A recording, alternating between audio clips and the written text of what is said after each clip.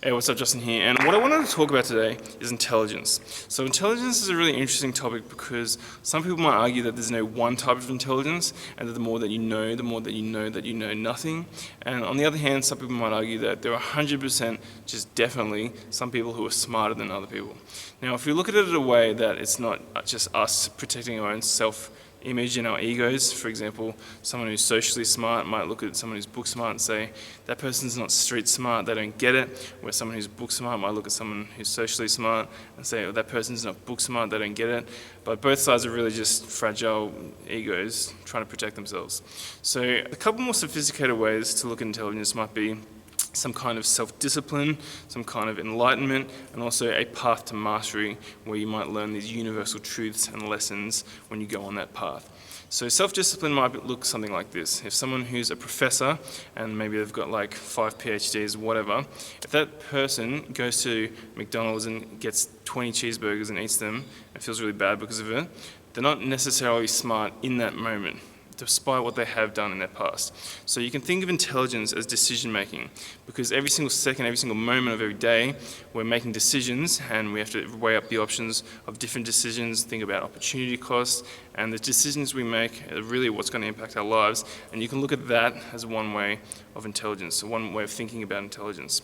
If we think about intelligence maybe as some kind of enlightenment, then we can take that decision making out of our day-to-day lives, and some people might spend their whole lives meditating rather than receiving a Western education or an academic type of education and definition of intelligence. Maybe that person actually has some kind of more wisdom and more connection with the world and nature and their place in society and time than the person who might be more academically or Westernly educated. And even though they both have different ways of looking at things, it's pretty hard to say which one is actually more intelligent, because they've just had different paths in their lives. Which brings us to the third type, which we can look at as a path to mastery. If we think about a path to mastery, someone who's trying to get better at something, someone who's worked on their craft or their skill for an extremely long time and is just striving to get better. And what happens in those paths is you have a lot of failures, inevitably, and a lot of those failures teach you these beautiful universal lessons that stay with you, and maybe those lessons you can think of as these kind of truths, these underlying truths of the world. And the more that you learn about those underlying truths of the world, the more intelligent you are, because you've actually gone out of your way to experience those and have those lessons in your life.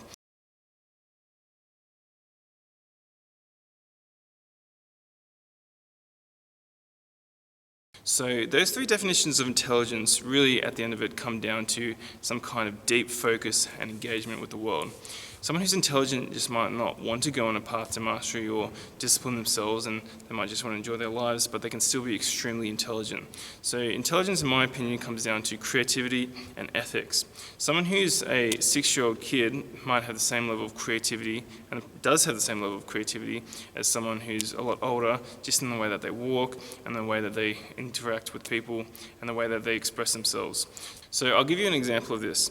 When I'm coaching under 12s basketball and one of the 10-year-olds hits this crazy hook shot, all the parents would react to that crazy hook shot because it's kind of this spontaneous moment of creativity. It's like a big moment for that kid in their lives, and it's like an upgrade of their skill in a way. It's them expressing themselves and what's inside themselves and them wanting to please other people, and everyone reacts to it in a positive way.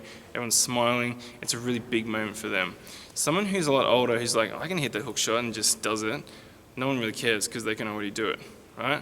So they're not having the same reaction and the same burst of creativity just because they could do something, just because they're further on a path to mastery, just because they're more self-disciplined to work on those skills, maybe they're even more enlightened. They're not having that real same ripple effect and positive ripple effect on the planet based on what they're doing. So someone who's extremely young can walk down the street with the same amount of swag, the same amount of confidence, the same amount of energy and beautiful connection with the world and expressing themselves in a way that's creative than someone who's a lot older and maybe more intelligent, more disciplined, whatever it is, more enlightened than the other person.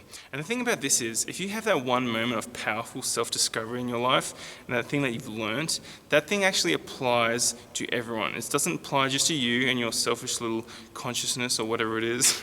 It actually applies to every single human being who has access to the same universal truths and the same universal consciousness that you might have. And the things that you learn about yourself applies to other people if you can maybe even help show them, express yourself, and create whatever you want.